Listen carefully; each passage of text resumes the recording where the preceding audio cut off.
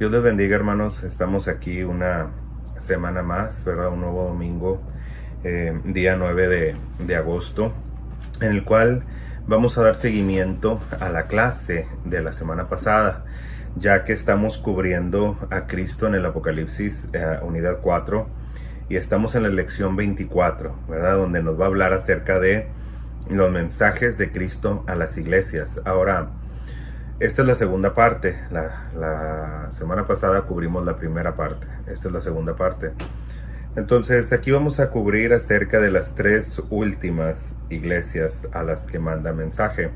La iglesia de Sardis, la iglesia de Filadelfia y la iglesia de la Odisea.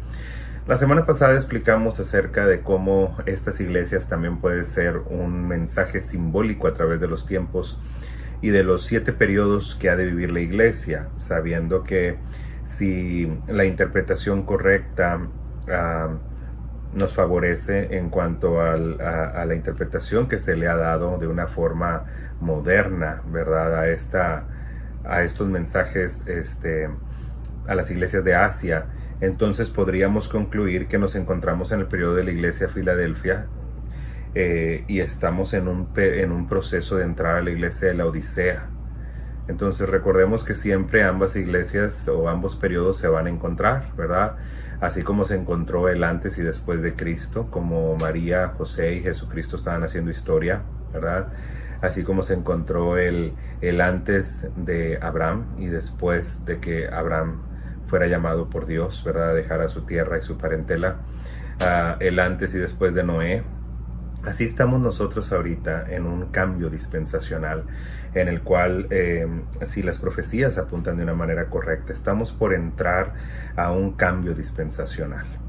Recordemos que la profecía más exacta del futuro la dio Cristo cuando nos habla acerca de Israel y de volver a hacer, a alzar su bandera entre las naciones, a volver a formar parte de las naciones después de su destrucción. También tenemos que considerar, ¿verdad?, el que ya cumplió sus 70 años en el año 2018 y que eso ya marca el fin de la primera generación, ¿sí? Porque recordemos que una generación bíblicamente se habla entre 70 a 80 los más robustos, hablando de una generación.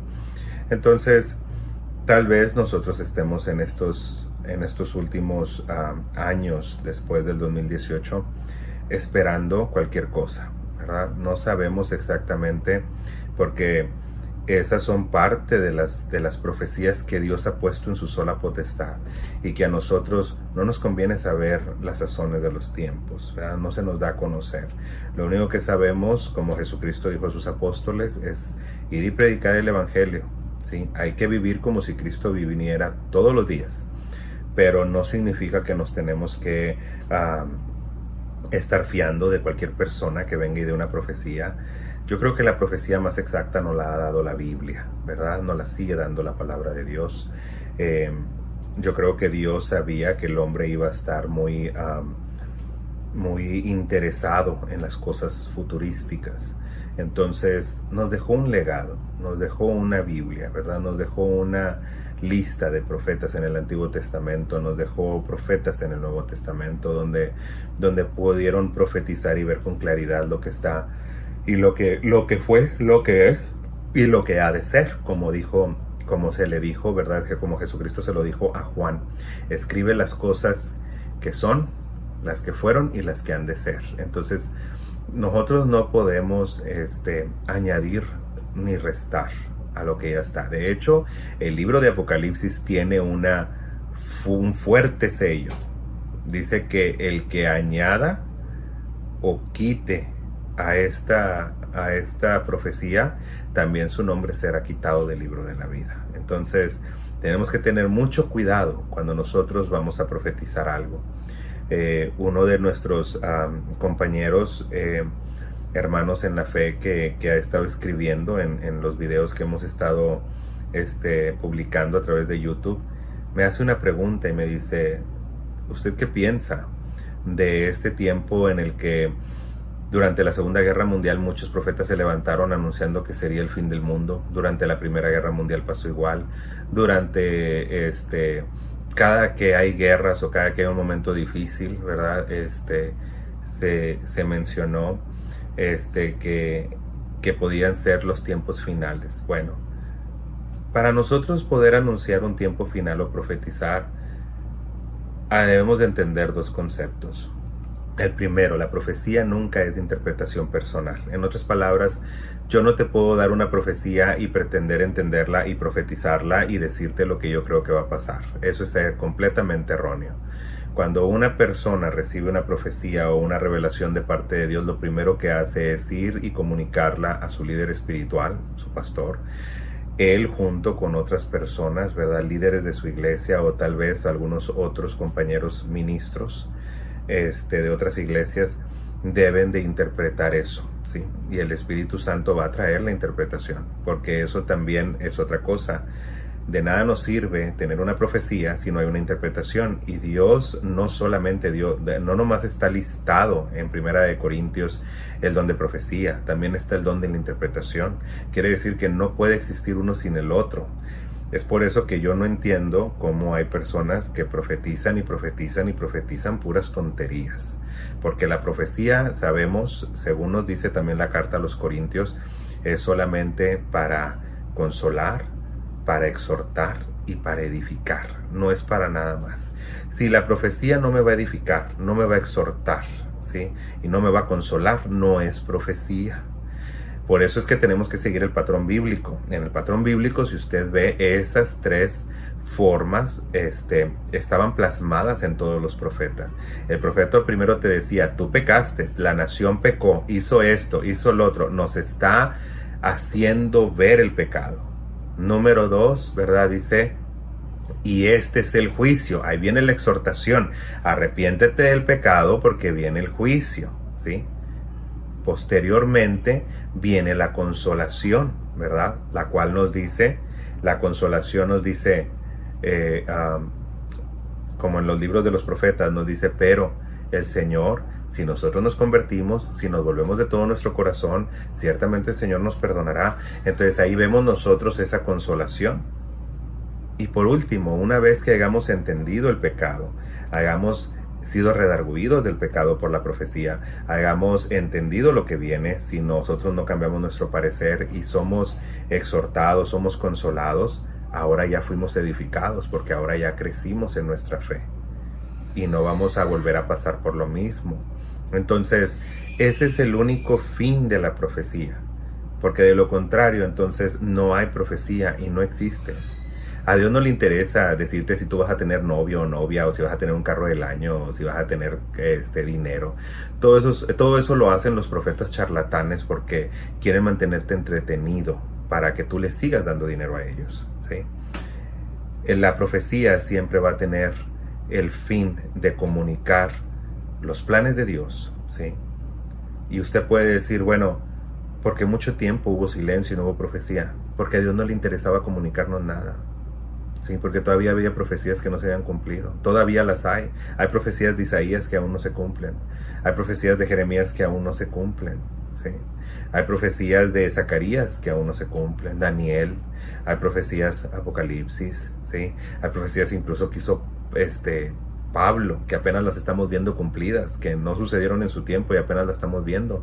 Cuando venga el fin vendrán tiempos peligrosos y habrá esto y nos da toda una gama, toda una lista, y nosotros lo podemos ver que estamos entonces ubicándonos. Es que ese es el problema. Uno dice, es que viene un profeta y el profeta me habla de eventos futuros. El profeta no tiene más que estar interpretando lo que la Biblia ya dijo. Por ejemplo, te voy a dar un ejemplo como lo que te acabo de decir. Si de repente Pablo dice, has de saber que en los tiempos finales vendrán tiempos peligrosos. ¿Por qué? Porque la gente ya no querrá sufrir la sana doctrina, dejarán de tener temor a Dios, dejarán y se volverán a las fábulas y se volverán a esto. Cuando tú estudias y ves realmente lo que representa cada una de esas palabras, cuando tú ves lo que representa, qué es fábula, qué es por ejemplo, se volverán a las fábulas, se amontonarán maestros para hablar lo que cada quien quiere enseñar. Todas esas cosas tienen un significado profundo y no se han visto en todas las generaciones. Pero si se están viendo en esta generación, entonces ya me ubica, entonces ya estoy viviendo los tiempos finales que dice Pablo, porque yo ya lo estoy viendo y esto no se ha visto nunca. ¿Sí? Se ha visto a lo mejor en otra generación de una manera más simulada, pero no ahorita. Es como si decimos ahorita, Jesús dice que va a haber terremotos, pues terremotos ha habido toda la vida. No. Tienes que entender, dejar de pensar porque otros te dicen lo que tú tengas que pensar. Tienes que estudiar. Como por ejemplo, si tú estudias, tú te vas a dar cuenta que desde la antigüedad, desde que existe un récord, hasta el año 1900 solamente había un solo huracán destructivo, un solo terremoto destructivo, ¿sí? Por año. Si tú ves desde 1900 hasta 1948 que Israel se volvió nación, te vas a dar cuenta que subió de 2 a 3 por año. Si tú te vas a 1940, desde 1948 hasta 1990, empezaron a suceder de 7 a 8 al año. Si tú te vas de 1990 al año 2018, tú te vas a dar cuenta que sucedían de 12 a 15 por año. Y tú te das cuenta que desde 2018 hasta ahorita estamos teniendo más de 25 a 35 por año. Entonces, ¿por qué de 1900 para atrás no había tantos? ¿Qué pasó? ¿Qué marcó en 1900? ¿Qué marcó en 1948 Israel? Que empezó un desorden terrible a nivel global. Y que la Biblia nos dice que pusiéramos atención cuando Israel volviera a tomar su lugar entre las naciones. ¿Qué pasó en 1990 o en el 2018? Para que nosotros viéramos 1990, cuando empezaron a cambiar la tecnología, 2018, cuando empezó, ¿verdad? Cuando ya pasaron los 70 años de Israel, y que desde el 2018 para acá ha sido un estrago. 2020 mejor ni se lo digo, porque usted lo está viviendo. Entonces, tenemos que analizar que las profecías, uno puede profetizar y puede decir, puede significar esto, puede que esté pasando porque ahorita está pasando esto. No. Tienes que poner atención a lo que la profecía está marcando, lo que está diciendo, y si se está cumpliendo en tu tiempo o no. Como por ejemplo, les voy a dar otro ejemplo. Hubo un problema muy grande el siglo pasado cuando Estados Unidos trató de sacar el seguro social y darle un número a la gente. La gente, como tenían el temor de Dios, lo primero que dijeron, esa es la marca de la bestia. Nos van a dar un número. Sin ese número no vamos a poder comprar ni vender. Sin ese número no vamos a poder hacer esto. Sin este número no vamos a poder hacer otro. Vemos nosotros que no fue así. Por eso ahora entendemos que el seguro social en realidad no era la marca de la bestia. Número uno, porque no va imprimido en nuestro cuerpo o no es parte de nuestro cuerpo, como sí lo es, ¿verdad? La marca, ya que nos habla Apocalipsis que estará en nuestra, que será como un front, o sea, como aquí en nuestra frente, y será también en nuestra mano. Entonces, y eso es solamente para imitar el juramento de Dios, ¿verdad? Cuando dice, estas palabras que yo te doy, tú las pondrás sobre los frontales, en medio de tus ojos, ¿verdad? Como frontales, y lo pondrás a tu mano derecha, las atarás a tu mano derecha. Entonces, Satanás nomás está tratando de imitar, ¿sí? Y puede ser algo simbólico, como no. Y por eso yo les decía, ¿cuál es la diferencia entre el seguro social del siglo pasado al chip de este año, de este siglo que quieren ahora iniciar? Bueno, pues tenemos que ver el resto de la profecía. La profecía me dice que una vez que yo acepte eso, entonces no voy a poder comprar ni vender, ni voy a poder socializar, no voy a poder hacer nada, porque para todo yo voy a necesitar esa marca. Ni siquiera voy a poder tener licencia para manejar nada, porque todo va a ir controlado en esa marca. Entonces, incluso mi dinero, mis gastos, mis pagos, todo lo que yo haga. Entonces, como no hemos tenido una tecnología así, no podemos decir que el chip que la marca de la bestia ya haya existido. Ahora tenemos que analizar si este chip en realidad va a hacer eso. Si este chip me dice no vas a poder comprar, vender ni hacer esto, bueno, entonces cabe la posibilidad de que sea la marca de la bestia. Pero si me dice no, este chip nada más es para algo médico, pues no hay ningún problema, porque en realidad no está cubriendo la profecía en su totalidad. Pero si sí lo es, y como sabemos que sí es el plan que quieren hacer, entonces pues ahí sí ya representa una amenaza ¿sí? Entonces, ¿a qué me refiero? Nosotros tenemos que entender la profecía, aplicarla y ver si en otro tiempo se cumplió o si no se ha cumplido o si se va a cumplir o si lo que yo estoy viendo en realidad es un cumplimiento profético. No, ahí es donde entran los que tienen don de profecía, los que tienen don de interpretación. Ellos son los que el Señor les revela para poder entender en qué tiempos estamos viviendo. ¿Sí? Pero créeme, Dios no va a molestarse, ni va a tomar, ¿verdad?, a un profeta para que te diga tonterías. Nomás piensa, Dios es un padre. Cuando tu hijo se porta bien, ¿hay necesidad de que le digas algo? Si desde un principio cuando le dijiste a tu hijo, y pusiste las reglas en tu casa, ¿sabes qué, hijo? Vas a estudiar, cuando regreses de la escuela, tienes que terminar la tarea. Cuando termines de tu tarea, si vas a salir con tus amistades o algo, aquí hay un horario. Aquí nada más puedes llegar hasta cierta hora de la noche. Vamos a decir a las 10, 11 de la noche. Es tu hora de salida. Si vas a manejar, lo vas a hacer con precaución. No quiero ningún problema que andes en exceso de velocidad. Tú ya le pusiste todas las reglas que necesitabas darle a tus hijos para su seguridad y para tu tranquilidad. Pero ¿qué sucede? Sucede que mientras que tu hijo esté haciendo todo al pie de la letra, no hay nada que decir. ¿Qué quiere que le diga? Nada. Es un hijo obediente, todo lo hace, lo está haciendo bien. ¿Cuál es el problema? Pero si hay una desobediencia, si mi hijo empezó a subirle la velocidad al carro y se pasó un alto y fue que ocasionó un accidente, si mi hijo en lugar de ir a la escuela se está yendo a otro lugar y me está echando mentiras, si mi hijo en lugar de llegar a las 10, 11 está llegándome a medianoche, a la 1 de la mañana, pues ahí entonces ahora sí me tengo que sentar, tengo que hablar con él y le tengo que advertir lo que viene en un futuro si él no cambia su proceder. ¿Profecía o no? Entonces, tenemos que entender cómo Dios opera y cómo Dios trabaja. Si mucha gente dice, es que a mí Dios nunca me dice nada, porque te portas bien, no tiene nada que decirte. ¿Qué quieres que te diga? Dios normalmente va a hablar cuando va a regañar, o cuando va a advertir que viene algo de importancia para la iglesia. Y puede ser también cosas buenas, pero nomás cuando es algo que va a marcar una importancia, no sé, un avivamiento, un cambio grande que puede afectar a la iglesia, o a una familia, o a una sociedad, a un país. Pero de ahí en fuera, ahora, y cuando una vez que se da esta profecía, está sujeta a que los ministros tienen que juzgarla, ¿sí? Tienen que encontrar esa interpretación y la aplicación correcta. No es tuya. Tú no vas a decir, es que Dios me dijo esto y Dios me mostró esto. Yo estoy anonadado con gente que ha ido al infierno. Yo no sé si nomás Dios tiene pacto con Centroamérica y con los demás no, porque yo no he oído más que una sola persona de habla inglesa que tuvo una experiencia en el infierno.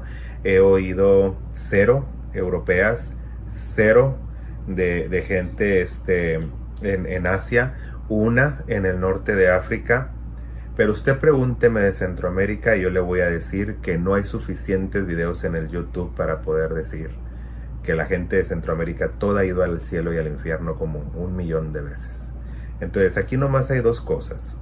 O Dios tiene un gran amor por Centroamérica y ahí tiene a todos sus profetas reservados, o la gente está mintiendo para llamar la atención y copiarse de otras personas que tienen esas vivencias.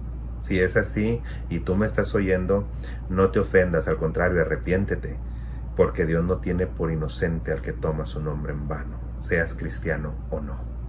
Si tú dices, así habló Jehová y Jehová no ha hablado, dice la Biblia, ay de ti, si has dicho, así ha dicho Jehová y Jehová no ha hablado.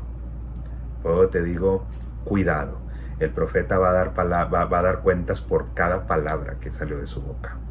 Así que tenle temor a Dios, ¿sí? Y deja las fábulas, porque esas sí son fábulas. Bien, bueno, pues la introducción, hemos dado la introducción. Ahora vamos a hablar acerca de las últimas 3 iglesias y de los mensajes que tienen de Jesucristo para ellas. Si nosotros vamos a tratar de entender lo que sucedía en ese tiempo, pero como les dije, vamos a irnos por la enseñanza, en lo cual podemos hacer un tipo de, ¿verdad? Que es una de las interpretaciones para aquellos que han tratado de discernir e interpretar las escrituras, saben que tienen que hacer uso de la hermenéutica, y la hermenéutica nos da ciertas leyes, y una de ellas es el uso simbólico o el símil, o también se usa mucho, ¿verdad? Los tipos. Entonces, Sardis es un tipo de la iglesia reformada. Filadelfia es un tipo de la iglesia en la que estamos encontrándonos hoy, a la cual se le promete un arrebatamiento, por así decirlo. Y posteriormente estaríamos, ¿verdad?, en un cambio dispensacional con la Odisea, la cual será la iglesia apóstata que perecerá y que le costará su vida durante la tribulación para poder llegar a Cristo, ¿sí? Entonces el día de la salvación es hoy, hermano. Hoy no nos cuesta nada. Cristo ha pagado el precio. No esperemos a levantarnos un día o a estar en un momento incómodo en el cual nos demos cuenta que Cristo vino, arrebató su iglesia y todos los demás quedamos, ¿verdad?, atrás en la confusión, en los estragos, y sabiendo que si ese evento se cumplió, todo lo demás que viene también se va a cumplir. Y créame, nadie va a querer estar aquí después de Apocalipsis capítulo 4. Porque dice Jesucristo, habrá tribulación como no la ha habido nunca desde que existe gente en la tierra. Así que lo que Hitler hizo no es nada. Lo que hicieron los mongoles no es nada. Lo que han hecho el imperio romano no es nada. Lo que hizo el imperio asirio no es nada. Babilónico no es nada. Todo lo que hemos visto en la historia, las atrocidades, los genocidios, toda la destrucción, cómo se han ensañado y de las peores torturas y maneras de matar y de destruir a los seres humanos, dice Jesucristo, nada se compara con lo que van a vivir los que les toque vivir ese tiempo.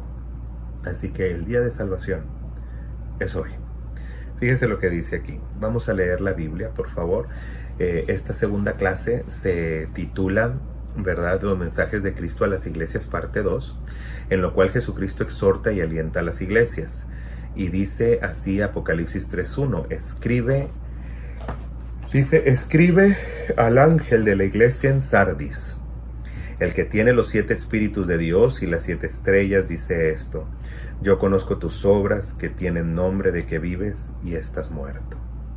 Sé vigilante y afirma las otras cosas que están por morir, porque no he hallado tus obras perfectas delante de Dios. Acuérdate pues de lo que has recibido y oído, guárdalo y arrepiéntete, pues si no velas vendré sobre ti como ladrón, y no sabrás a qué hora vendré sobre ti. Pero tienes unas pocas personas en Sardis que no han manchado sus vestiduras, y andan conmigo en vestiduras blancas, porque son dignas. El que venciere será vestido de vestiduras blancas, y no borraré mi nombre del libro de la vida, y confesaré su nombre delante de mi Padre, delante de los ángeles.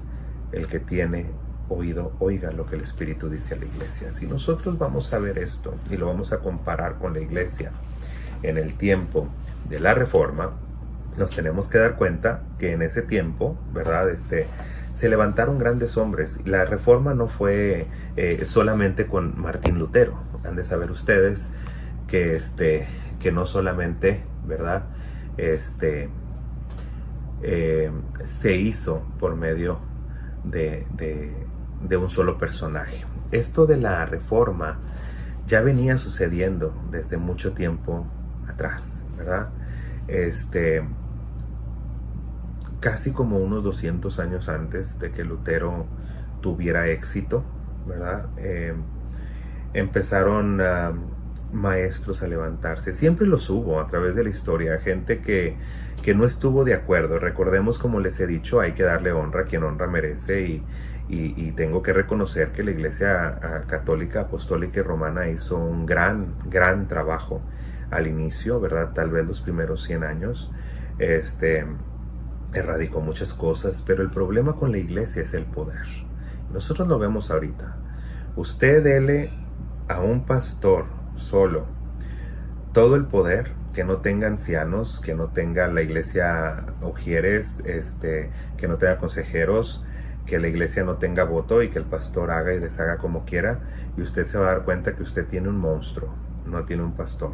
Y si todo va y da el dinero a ellos en lugar de que se administre y que se les dé a ellos lo que es justo, porque claro, se les tiene que dar, el obrero es digno de su salario, pero también si es una iglesia grande, numerosa, pues se puede hacer mucho con esa iglesia grande, ¿verdad? Pueden hacerse muchas actividades, muchas ayudas, tener ministerios fuera de la iglesia que puedan aportar y ayudar, ¿verdad? Económicamente.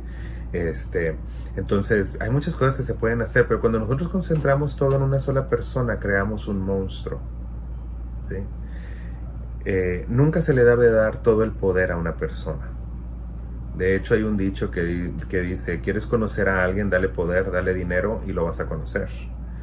Y lamentablemente es el caso de muchos, no digo de todos, porque a mí nunca me ha gustado generalizar, porque yo he conocido pastores de iglesias muy grandes, en los cuales se le da el uso correcto al dinero, se tiene en cuenta, ¿verdad?, a los consejeros, a los sugieres, a los diáconos, a los ancianos de la iglesia, y el pastor no toma decisiones solo. Esas son las iglesias más exitosas, ¿verdad? Porque es un conjunto de personas, como una comunidad en la cual todos, ¿verdad?, podemos tener voz y podemos las ideas de todos hacer que la iglesia crezca, y no nomás las ideas de una sola persona y su aferramiento, ¿verdad?, de tener siempre la razón. Entonces, aquí eso es lo que sucede, que cuando hay un desorden, ¿verdad?, empiezan a suceder problemas, ¿verdad? Hubo una ocasión en la que Samuel, ¿verdad?, el pueblo le empezó a decir, nosotros queremos un rey, nosotros queremos un rey. Y Samuel le decía, pero es que Jehová reina desde el cielo. Él es el rey, no hay otro rey en Israel, Él es el único rey. Nosotros queremos rey, como las demás naciones. O sea, ellos estaban pidiendo, Dios no les cobraba nada más que el diezmo para que comieran los levitas.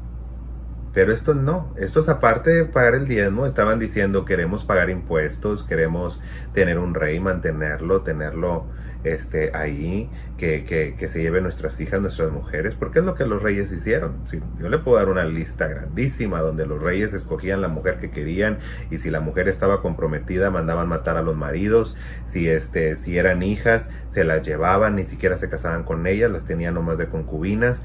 Y es un desorden, tener un rey es un desorden. Ahorita porque los tienen muy controlados a la mayoría de ellos, y aún así hacen lo que quieren.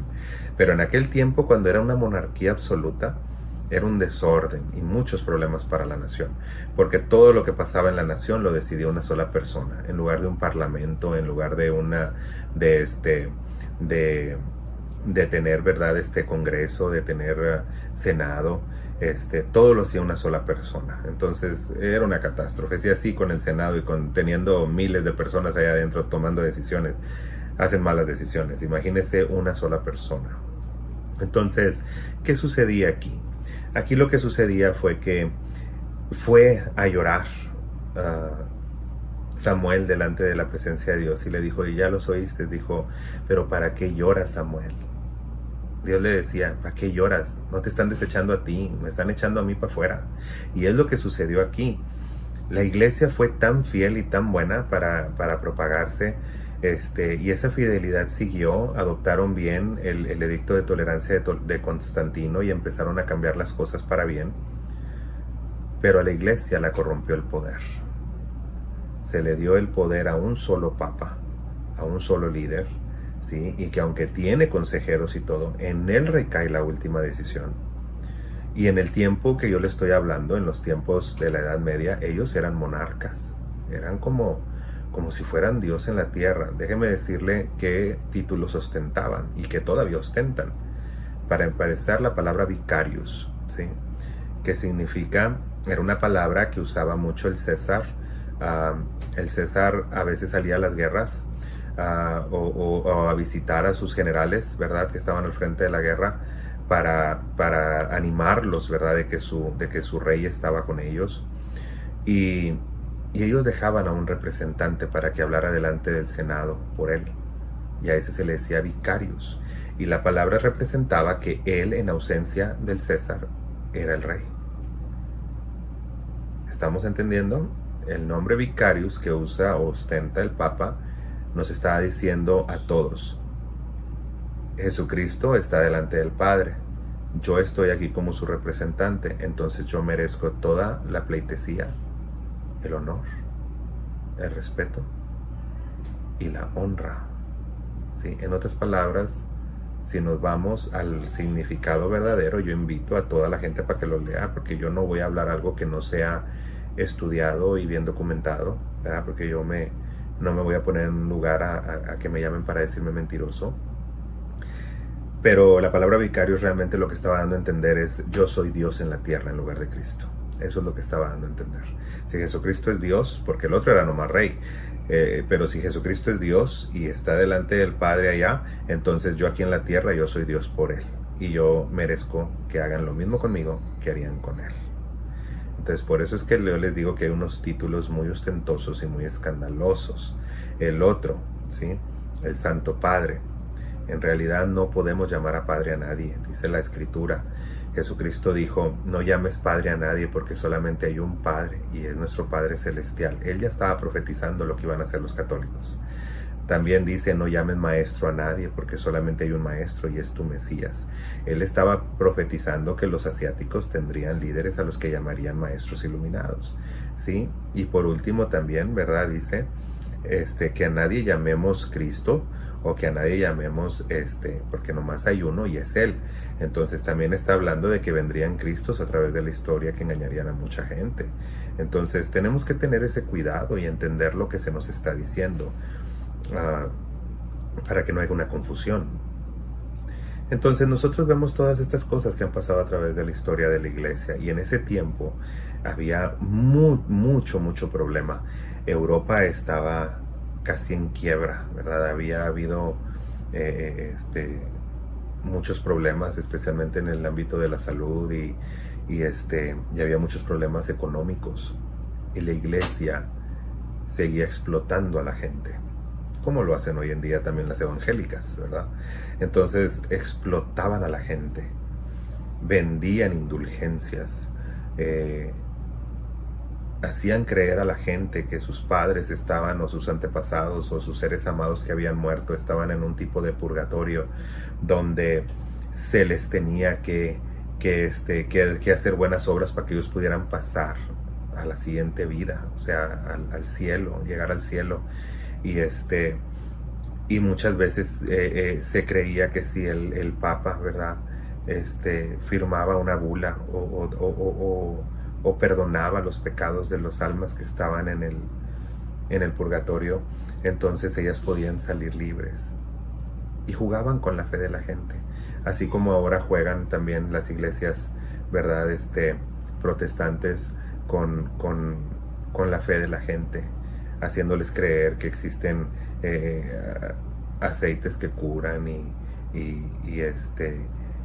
te venden milagros, y es un asco todo lo que hacen, porque no son bíblicos. Nada de eso es bíblico. Dice la Escritura: si alguno está enfermo entre nosotros, háblele a los ancianos de la iglesia, únjanle con el aceite. Y no dice: y el aceite lo salvará ni lo levantará. Dice: y la oración de fe salvará al enfermo y el Señor lo levantará. Y si hubiese cometido pecados, le serán perdonados. El aceite solamente ha sido un símbolo de la presencia del Espíritu Santo en nuestra vida, pero solamente se usa para ungir, para usos decorosos, como lo vemos en el Antiguo Testamento. Hay gente, hermano, que vende el aceite de la santa unción. ¿Usted sabe lo que es eso? ¿Usted sabe el peligro que está haciendo usted al echárselo? Gracias a Dios, Dios es fiel, y el aceite de la santa unción no se ha podido componer, porque hay ciertas cosas que tiene el aceite de la santa unción que ya no se pueden conseguir,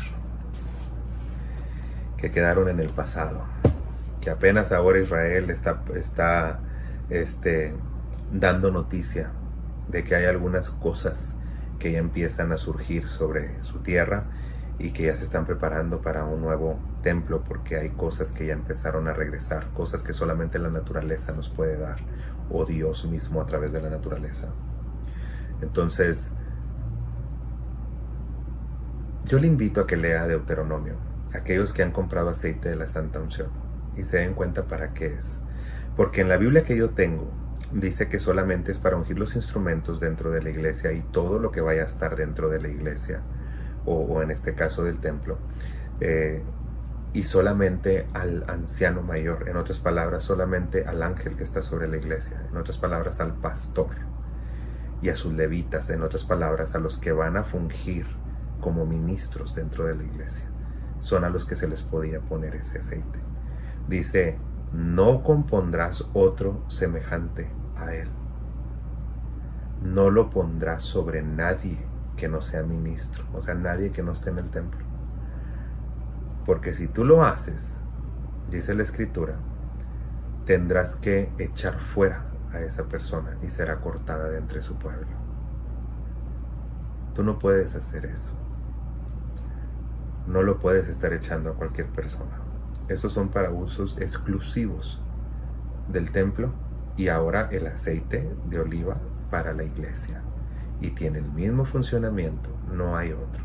Es para ungirlo sobre los enfermos, tipificando el Espíritu Santo y todas esas cosas. Y les digo por esto, porque luego hacen mercadería de ustedes, así como hicieron mercadería la Iglesia Católica en la Edad Media de los europeos. Entonces, la iglesia nunca hay nada nuevo. Por eso dice el Eclesiastés, no hay nada nuevo debajo del sol. ¿Qué es lo que ya fue? Lo mismo que va a ser. La iglesia se reformó para arreglar la problemática que estaban teniendo ahí, y resulta que nomás duró un lapso de tiempo y luego volvimos a caer en lo mismo, ¿sí? Es más, se tardaron más los católicos en caer en eso que nosotros ahora los evangélicos, porque de perdido ellos se tardaron más de 1000 años para caer en esas tonterías. Nosotros no llevamos ni 500 años. Entonces yo les quiero preguntar, ¿qué es lo que vamos a ver aquí en esta iglesia? Bueno, la iglesia de Sardis nos dice algunos puntos que tenemos nosotros que considerar. Nos dice, fíjese lo que le habla. Según lo que le habla es el pecado que están haciendo. Escribe al ángel de la iglesia, el que tiene los 7 espíritus de Dios y las 7 estrellas, dice esto. Él estaba hablando, el que tiene la autoridad, porque tú no la tienes, ¿sí? Tú tienes autoridad que se te ha dado. A la iglesia se le ha dado autoridad de parte de Cristo. Pero quien realmente tiene esa autoridad es Cristo, y nosotros la tenemos por medio de Cristo.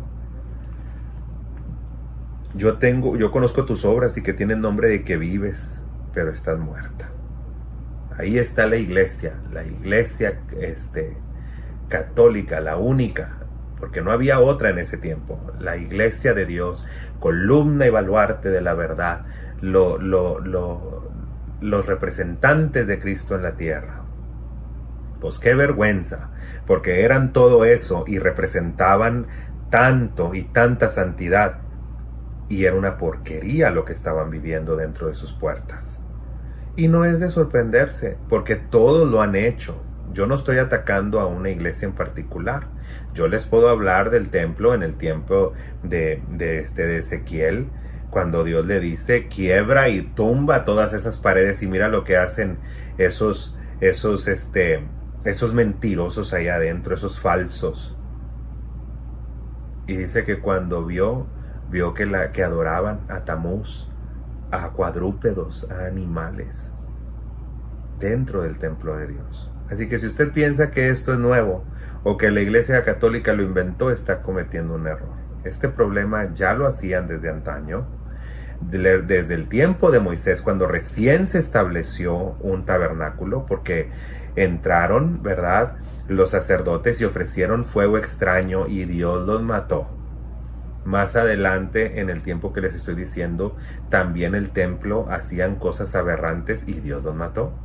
La iglesia católica, ¿verdad?, Dios la reformó. Y usted dice, ¿por qué no la mató? Porque tienen a Cristo. Porque Jesucristo dijo una palabra: mi iglesia, ¿sí?, la que represente mi nombre o la que lleve mi nombre, sea cristiana, no importa qué denominación sea, no va a morir, ¿sí? Él mismo lo dijo, las puertas del Hades no tendrán fuerza sobre ella y va a resistir hasta el final. Así que si usted dice, Entonces no es porque sea buena. No, nadie ha dicho que es garantía de que porque te portas bien te va a ir bien, o porque te portas mal te va a ir bien o mal. No. Todo lo que nosotros hacemos conlleva una consecuencia, sea bueno o sea malo, pero muchas veces no lo vamos a ver en corto tiempo, puede ser mucho tiempo. Les recuerdo el Salmo 51, que nos dice: estas cosas hiciste y yo he callado. ¿Qué quiere decir yo he callado? Pues te estoy dando tiempo a ver si te arrepientes, a ver si vas a cambiar, te voy a dar varios años, ¿sí? Aquí le está diciendo: sé valiente y afirma las cosas, le estaba dando oportunidad. Te doy la oportunidad. ¿Qué necesitas? 100, 200 años, te los doy. 1000 años, te los doy. Hasta que yo regrese, te lo doy. Pero tarde o temprano el juicio va a llegar. ¿Sí? Muchos de los que ya duermen, ¿verdad? Ya compadecieron delante de Dios. Ya ellos ahorita ya están ahí. Porque dice la Escritura, está establecido que el hombre muera una sola vez y después el juicio. Entonces ellos ya están, ya dieron la cara delante de Dios. Pero si usted y yo realmente estamos viviendo la última generación y no hemos muerto, nosotros vamos a irnos con Cristo y allá también vamos a dar la cara. Aunque sea para galardones y para cosas buenas, otros para cosas malas, pero vamos a dar la cara delante de Dios. Nada se va a quedar aquí. Todo se va a llevar a cuenta. Por eso le estaba diciendo: sé vigilante y afirma las otras cosas que están por morir, porque no ha hallado tus obras perfectas. ¿Usted sabía que Jesucristo estuvo a punto de venir durante el tiempo de la Reforma? Porque usted sabe que Jesucristo, ¿verdad? Él puede cambiar. Dice que Él tiene la profecía, Él la tiene en sus manos. Nadie más. El único que tiene la profecía más exacta es Cristo. Entonces, si Él estaba diciendo algo y dice: si no lo haces, yo voy a venir como ladrón. Entonces, como quiera se iba a cumplir la palabra, porque dice la Escritura que vendrá como ladrón. Entonces, como quiera Él lo iba a hacer. ¿Sí? Y Israel se hubiera vuelto nación en aquellos años y no ahorita. Dios le hubiera regresado su nación a Israel en aquellos años. Entonces, las profecías se pueden cumplir en cualquier momento, hermano. Es el tiempo que Dios asigna. ¿Sí? Que Dios asigna. Y nadie muere y nadie nace, al menos que Dios lo asigne también. Él es quien decide. Usted puede estar ahí, usted puede tratar de suicidarse, morirse. No va a pasar nada si Dios no quiere que pase. Y hay otros que ni buscan la muerte y la muerte los alcanza. ¿Por qué? Porque Dios ya les dio ese tiempo. Entonces, ¿por qué nosotros somos tan obstinados y tan tercos en tratar de entender cosas que son tan simples y que están aquí escritas? Pero ¿sabes lo que pasa? La gente no lo comprende porque no lee. No quieren estudiar, no quieren leer, no quieren tomarse el tiempo de estudiar la palabra de Dios. Jesucristo dijo: escudriña las Escrituras porque en ellos parece que está la vida eterna. Si este libro no lo vas a leer, pues qué lástima, porque es el único libro donde dice la Escritura que te van a juzgar por todo lo que salga ahí. Todo lo que viene escrito en ellos te van a juzgar por ello. Así que si esto es lo que va a determinar si yo vivo o muero eternamente, oye, se convierte en el libro más importante de toda la historia, en el libro que yo tengo que leer a fuerza, porque en ello me va la vida eterna. Pero pues bueno, ¿verdad? Eso se lo dejo a usted. Bien, nos dice más adelante: acuérdate pues de lo que has recibido y oído, y guárdalo y arrepiéntete, pues si no velas vendré sobre ti como ladrón, y no sabrás a qué hora habré de venir sobre ti. Pero tienes unas pocas personas. Ha habido unas pocas personas allí. Uno de ellos fue Lutero y tuvo éxito, ¿sí? Pero como él hubo varios grandes reformadores, gente que peleó y dio su vida. Y ¿sabes qué? No lo hacían para destruir a la Iglesia Católica, ni siquiera para dividirla. Lo que ellos querían era ser oídos, que les dijeran: ¿por qué no podemos leer la Biblia? ¿Por qué no podemos tener acceso a las palabras de vida? ¿Por qué si se supone que tú eres un líder, un representante de Jesucristo, un líder de paz, de amor, de bondad, ¿por qué no ayudas a tu prójimo? ¿Por qué tú vives en un palacio enriquecido y todos los demás están muriendo de hambre y no les ayudas? ¿Por qué? Entonces ahí es donde empezamos a ver nosotros, ¿verdad? Estas diferencias que usted y yo ahora vemos entre diferentes denominaciones, ellos fueron los primeros que las empezaron a ver. Más que en aquel entonces no era tan fácil. No era tan fácil de decir, yo creo esto. Antes, si tú decías que tú creías algo diferente, te costaba el cuello. Entonces, aquí es lo que pasa, hermano. Entonces hubo varias personas, pero nos vamos a enfocar, ¿verdad?, en Lutero, que fue el que tuvo éxito y el que lo apoyaron los príncipes, ¿verdad?, de Europa, el que tradujo la Biblia, ¿verdad?, el que después, ¿verdad?, la primera libra impresa de Gutenberg, ha sido de gran bendición para todos. Dios ha sido bueno y Él nunca ha dejado, porque no porque seamos su iglesia nos va a dar por nuestro lado. Si tú y yo estamos haciendo algo mal con el conocimiento de Cristo, vamos a ser juzgados por ellos. Y este es un llamado también a todos los ministros que están abusando de sus iglesias, que están abusando de la economía de sus iglesias. Estas cosas hiciste y el Señor ha callado, pero Él te va a reprender y las va a poner delante de tus ojos. Y dice la Escritura, aprendan esto todos los que se olvidan de mí. No vaya a ser que yo enojado me voltee y los despedace y no haya quien los libre de mi mano. Entonces Dios está hablando y te está hablando a ti. Y fíjese lo que dice, la promesa que les da.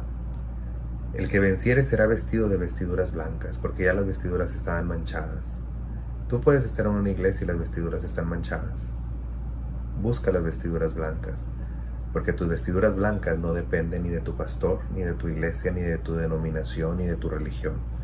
Depende de que tú ames a Cristo, lo hayas aceptado como tu Salvador, obedezcas su palabra y la lleves por obra y se la enseñes a tus hijos, a tu esposa, a tu marido y a todos los que te rodean. Eso te hace un buen cristiano, no importa dónde estés. Aléjate de toda idolatría, aléjate de toda mentira. Lee la Biblia, ella es la que te va a decir que está bien y que está mal.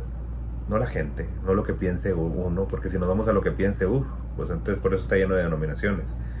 Lee tu Biblia, aprende. Dios te dio inteligencia, te dio sabiduría, para que tú puedas hacer uso de ella, ¿verdad? Y dice, y confesaré su nombre delante de mi Padre y delante de sus ángeles. Qué bonito es cuando tú llevas unas vestiduras blancas y el Señor Jesucristo no se avergüenza de ti.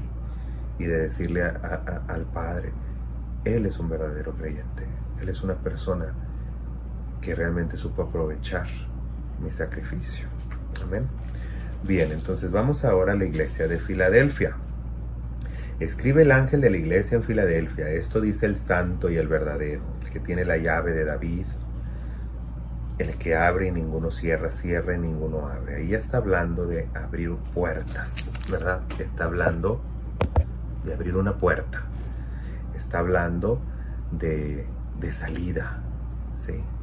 Entonces aquí es donde nosotros vamos a tener que entender, ¿verdad?, lo que Dios está hablando, lo que Dios nos está comunicando. Y ahí es donde vamos a tener que juzgar, ¿verdad?, si lo que han estudiado los eruditos y han llegado a la misma conclusión, ¿verdad? Entonces podríamos entender si esta es realmente la iglesia que verá al Señor regresar, sí, en el arrebatamiento. Vamos a ver qué nos dice. Fíjense lo que dice. Escribe el ángel a la iglesia en Filadelfia. Esto dice el santo y el verdadero, el que tiene la llave de David, ¿verdad? El que abre y ninguno cierra, y cierra y ninguno abre. Yo conozco tus obras, y he aquí puesto delante de ti una puerta abierta, la cual nadie puede cerrar. Porque aunque tienes poca fuerza, me imagino que porque ya hemos durado 2000 años, ¿verdad? Después de Jesucristo, 2020 años ya. Dice, el cual nadie puede cerrar, porque aunque tienes poca fuerza, has guardado mi palabra y no has negado mi nombre. He aquí yo entrego en la sinagoga de Satanás a los que se dicen ser discípulos ser judíos y no lo son, sino que mienten. Y he aquí que yo haré que vengan y se postren a tus pies y reconozcan que yo te he amado. Por cuanto has guardado la palabra de mi paciencia, yo también te guardaré de la hora de la prueba que ha de venir sobre el mundo entero para probar a los moradores de la tierra. He aquí yo vengo pronto, retén lo que tienes, para que ninguno tome tu corona. El que venciere, yo haré columna en el templo de mi Dios, y nunca saldrá de ahí, y escribiré sobre él el nombre de mi Dios y el nombre de mi ciudad, la ciudad de mi Dios, la nueva Jerusalén, la cual desciende del cielo, de mi Dios y mi nombre nuevo. Qué bendición tan grande si a nosotros nos tocara o estamos viviendo realmente en esta época, ¿sí?, de la iglesia. Si realmente estamos viviendo en esta etapa, ¿verdad?, de la iglesia. No lo sabemos con exactitud. Recuerde que todo lo que nosotros hacemos es tratar de interpretar lo más exacto la escritura. Pero cuando muchos eruditos, ¿verdad?, estudiosos de la palabra, se juntan de diferentes naciones y concuerdan en algo, pues hay que poner atención, ¿verdad? Porque quiere decir que el Espíritu Santo también está ahí y también puede traer revelación, ¿verdad? Entonces aquí nos habla acerca de librarnos de algo, librarnos para no pasar por un momento de prueba. La palabra ahí es tribulación, ¿sí? Más adelante le dice, yo vengo pronto, retén lo que tienes. Está hablando de que no pierdas esa fe. Quiere decir que esa fe estaría en juego y en peligro. Quiere decir que si estuviéramos viviendo en esta época, nuestra fe ahorita peligrara, estaría en juego, ¿sí? Mucha gente se estaría apartando del Señor, estaría perdiendo su fe. Y lo único que nos llama es, retén lo que tienes. Ya no te digo, muévete del lugar, haz esto, haz lo otro. No, tú retén lo que tú tienes. Si eso que te salvó, que fue Jesucristo, esa verdad que te contaron al principio, te salvó, cambió tu vida, cambió tu familia, no te deshagas de ello. Cree en ello hasta la muerte y muere por ello si es necesario. Porque ese tiempo ya viene, hermano. Porque ya viene el tiempo en el que la gente no querrá sufrir la sana doctrina. Ahorita no les puedes predicar a mucha gente la verdad porque les ofende, no les gusta. Empiezan a criticar, empiezan a decir y a degradar a la gente. Empiezan a decir, ese se cree muy santo y es un pecador igual que todos nosotros, sí. Pero tenemos que tener en cuenta también de que la verdad no cambia. El cielo y la tierra pasará, la palabra del Señor no pasa. En el tiempo de Malaquías el Señor dijo, porque yo Jehová no cambio, por eso no he sido consumidos. Él no cambia, nosotros cambiamos. Nosotros le damos otro sentido. Y aparece cualquier persona y dice, es que yo creo así, y de ahí creen muchos y se van con él. Y así nacieron todas las denominaciones que tenemos ahora en el cristianismo. Por una persona que dijo que pensaba distinto, ¿sí? Y de ahí pues todo el grupito que piensa como él, allá se va. Usted me puede decir, ¿usted qué se considera? Yo no me considero ya ni religioso. Yo no me considero estar en ninguna religión. No me considero protestante, ni católico, ni cristiano, nada. Yo nomás soy un hijo de Dios, como dijo Juan, ¿sí? Mas a todos los que le recibieron, a los que creyeron en él, les dio potestad de ser llamados hijos de Dios. Eso es lo que yo soy, nada más. Eso es lo que yo creo. Sí, tengo una inclinación muy fuerte por la verdad que predica la iglesia evangélica, pero no estoy de acuerdo con sus excesos, no estoy de acuerdo con sus abusos.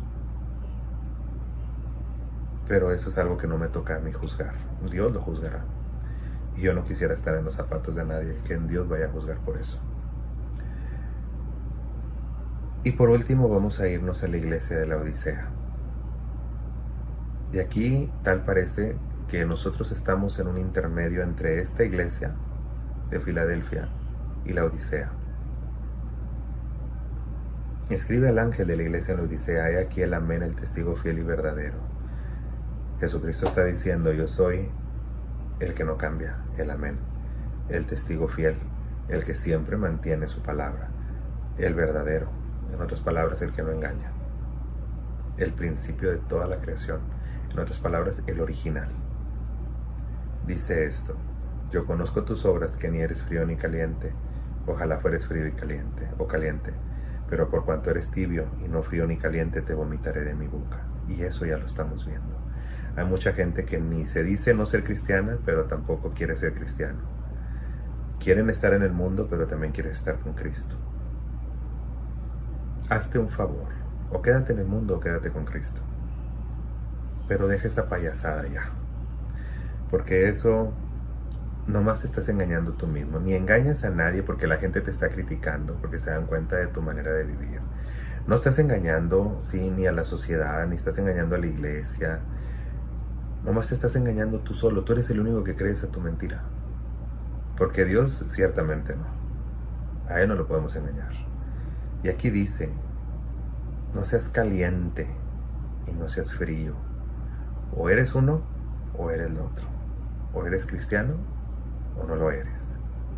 O obedeces la palabra o no lo obedeces. O amas a Dios o no lo amas. O le temes o no le temes. Y fíjese lo que dice más adelante aquí. Porque tú dices, yo soy rico y me he enriquecido. ¿Le suena? Gente que últimamente los cristianos nomás les preocupa el dinero, porque así los están endoctrinando para dar más dinero a los líderes. Me he enriquecido y no tengo necesidad. Y no sabes que en realidad Dios no está viendo tu riqueza exterior. Dios lo que quiere ver es tu riqueza espiritual, no tu riqueza económica. Y dice, pero en realidad, ¿cómo estás espiritualmente? En realidad es un desaventurado, miserable, pobre, ciego y desnudo. Un desaventurado. En otras palabras, no tienes rumbo, no sabes ni a dónde vas. Puedes tener dinero, puedes ir a una iglesia y persinarte, o a una iglesia y fingir que ahí eres un gran cristiano y que alabas y danzas y brincas y ayudas a la comunidad. Eres un miserable, ¿sí? Una persona que realmente aparenta tener todo, pero en realidad no tiene nada, porque está vacío por dentro. Una persona vacía, que ya ni siquiera su familia se sienta con ellos a comer. Un pobre, en realidad, porque la palabra pobre nosotros la hemos confundido. La palabra pobreza, ¿sí?, no significa, no tiene que ver con el dinero. Ojo, les digo que necesitan estudiar la Biblia. La palabra pobreza que aparece en la Biblia en realidad está hablando de las personas que carecen la buena dádiva de Dios y las bendiciones de Dios. Si tú tienes muchas bendiciones de Dios, tú eres rico. Si tú no tienes bendiciones de Dios, eres pobre. Porque recuerde una cosa, la bendición de Jehová es la que enriquece y no añade tristeza con ella. Las otras bendiciones no te van a enriquecer. Te pueden enriquecer en dinero, pero no espiritualmente. Y te va a traer tristeza. La de Dios no añade tristeza. Y dice aquí, ciego porque no puedes ver en la situación en la que estás, y desnudo porque delante de los ojos y de la gente todo el mundo se da cuenta de lo que haces, nada más tú no te das cuenta. Por tanto, yo te aconsejo que de mí compres oro refinado en fuego. Aquí ya no está diciendo te lo voy a dar, ahora te va a costar, ahora lo vas a pagar, para que seas rico, para que compres ahora bendiciones. Ahora sí las vas a comprar, sí, pero no con dinero. Para que compres vestiduras blancas, ahora sí las vas a comprar. Para vestirte y que no se descubra la vergüenza de tu desnudez, y unge tus ojos con colirio para que veas. Vas a tener ahora que comprar de Cristo. Y a muchos les va a costar su vida. Y fíjese lo que dice, yo reprendo y castigo a todos los que amo. Dios sigue amando a esta iglesia, a todas las personas, a todos esos que andan de mercaderes del evangelio, a todos los que le siguen el cuento y andan también detrás de ellos. Todo eso, hermano, todos los que hacen todas las cosas aberrantes, Dios los sigue amando. Nada más que aquí sí dice, los voy a reprender, los voy a castigar. Sé pues celoso y arrepiéntete. ¿Celoso de qué? De la palabra. Busca la palabra y obedece. He aquí yo estoy a la puerta y llamo. Si alguno oye mi voz y abre la puerta, entraré con él y cenaré con él, y él conmigo. Aquí viene la boda del Cordero, las bodas del Cordero. Está dándole la última oportunidad. Está finalizando Filadelfia, está empezando la Odisea, y Dios todavía ama la Odisea también. pero tiene una promesa que cumplir a Filadelfia. El que venciere le daré que se siente conmigo en mi trono, así como yo he vencido y me he sentado con mi Padre en el trono. El que tiene oído oiga lo que el Espíritu le está hablando en este momento a la iglesia. Después del capítulo 4, empieza el capítulo 4 y dice: después de esto miré aquí una puerta abierta en el cielo. Ahí está el arrebatamiento. Y la primera voz que oí como de trompeta hablando conmigo. ¿Le recuerda a Pablo? Tesalonicenses. Sube acá y te mostraré las cosas que sucederán después del tiempo de la iglesia. Después de estas que ya te mostré. Del tiempo de la iglesia. Ahora sigue esto. Es por eso que tenemos que entender que la iglesia no va a pasar por la gran tribulación. Muchos ahí andan diciendo muchas cosas, pero pues necesitan ser bíblicos. Muchos dicen, es que Jesucristo dijo, y después de la tribulación de muchos días, vendré a mi Padre por los escogidos. Pues sí, pero necesitas entender la Biblia y a quién se lo estaba diciendo. Aquí Juan está hablándole a la iglesia, a los otros le estaba hablando a los judíos. A nosotros nos llaman santos en la Biblia, a los judíos les llaman escogidos o pueblo o hijos. A nosotros nos llaman también hijos pero adoptivos y nos hablan también, ¿verdad?, como santos. Mejor les voy a dar un tip a los que realmente dicen, pasaremos por la gran tribulación. Les voy a dar un tip, porque todo lo que más me puedan refutar no tiene peso, porque Él está hablando a los judíos, no a nosotros, por el vocabulario que emplea Cristo, por eso lo sabemos. Pero sí hay una parte en el Apocalipsis, durante la tribulación, que dice, e hizo guerra contra los santos, y se le dio poder para vencerlos. Y esa es una pregunta muy capciosa. ¿Está hablando de los santos antes del capítulo 4? ¿O está hablando de los santos que se convirtieron durante la gran tribulación? Eso se lo dejo a su criterio. Pero quiero decirle que después del capítulo 4, verso 1, no se vuelve a mencionar la iglesia en el resto del libro. Y el tema que empieza en el capítulo 4, hasta el capítulo, del tema del capítulo 1 al capítulo 4, verso 1, nos habla que está hablándole a un grupo que después ya no está. O que estaba preparando un grupo para que después ya no estuviera. Lea su Biblia, estúdiela, escudriñela como tesoro. Porque esto, en eso le va a llevar su vida eterna. Dios le bendiga, hermano. La próxima semana vamos a estar cubriendo una clase más y la clase, déjeme decirle, permítame tantito. La clase se llama o se titula El Cordero que es digno. Aquí vamos a hablar acerca de qué hizo a Jesucristo digno. Y yo le invito a que venga, porque le voy a dar muchos tips que a lo mejor usted no sabe o no sabía. Y si lo sabe, pues gloria a Dios, porque quiere decir que usted está estudiando su palabra. Dios lo bendiga, hermano. Le amo en el Señor. Dios le bendiga.